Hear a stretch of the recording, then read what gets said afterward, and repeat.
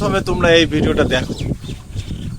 বাংলাদেশ থেকে যদি কোটি কোটি বাঙালি মুসলমান অবৈধভাবে ঢোকে, তার ভাষা বাংলা, হ্যাঁ কি না?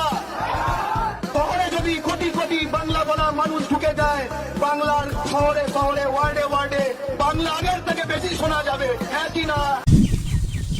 তো দেখতে পেলা এই গর্গ চ্যাটার্জি, কিছুদিন আগে ভিডিও করেছিলাম এই বাংলা পক্ষর গর্গ চ্যাটার্জি কি মানে কি বলছে, বাংলাদেশি থেকে অনুপ্রবেশকারীরা আসবে তো আমাদেরই ভালো, বাংলা ভাষাতেই তো সবকিছু হবে, আমাদের ওয়েস্ট বেঙ্গলে বাইরে ওয়েস্ট বেঙ্গল কি বলছে, মানে কি আর বলবো, মুখের ভাষা তো খারাপ করতে পারছি না, কি বলবো এদের জন্য, এই ছোট ছোট লোক। তো আমি অসংখ্য ধন্যবাদ জানাই এই সরকারকে, একে অ্যারেস্ট করা হয়েছে, এর অবস্থা খারাপ, এর আর রেহাই নেই, চলবে এরকম। আর তার পাশাপাশি একটা বাংলাদেশের ভিডিওটাও দেখে না, এদের কি অবস্থা, এদের কেমন নাচানাচি চলছে দেখে না।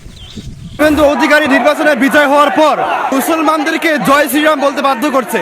মোদীকে ক্ষমতা থেকে নামিয়ে আমরা ভারতে ইসলামী পতাকা উদ্দিন করবো ইনশাআল্লাহ। শুভেন্দু এবং নরেন্দ্র মোদী অতি দ্রুত এই আগ্রাসন বন্ধ করুক, না হলে বাংলাদেশের জনগণ সে গাজাতুল হিন্দের ডাক দিবে, ভারতকে স্বাধীন করে টুকরো টুকরো করে দেবে ইনশাআল্লাহ। শুভেন্দু মোদী, তুমি যদি ঠিক না হয়ে যাও তাহলে পিছনে মুসলমান তোমাকে ছাড়বে না। তুমি হয়তো আজকে ঠিক আছো, ঠিক মনে রাখো, কালকে তোমার আসলে ঠিক থাকবে না।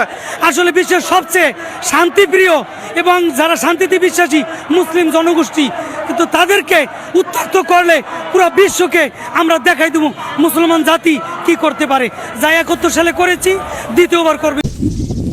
এদের জন্যে আমাদের মানে এদের জন্যই দুর্নাম হয়ে যাচ্ছে আমাদের মুসলিম ভাইরা, এদের ব্যবহারের জন্য। এর আগে একটা ভিডিও করেছিলাম এগুলো নিয়ে, যে আন্দোলন চালু হয়ে গেছে, এদের জন্যই আমার মুসলিম ভাইরা দুর্নাম, আমার বন্ধুগুলাও গাল দিচ্ছে ওদের, যেসব মুসলিম বন্ধু আছে সবাই গাল দিচ্ছে, তারা মূর্খ দোচা, সরি খারাপ করতে চায় না। যাই হোক, এখনকার জন্য এটুকু, পরে আবার একটা ব্লগ নিয়ে আসবো, সঙ্গে থাকবো।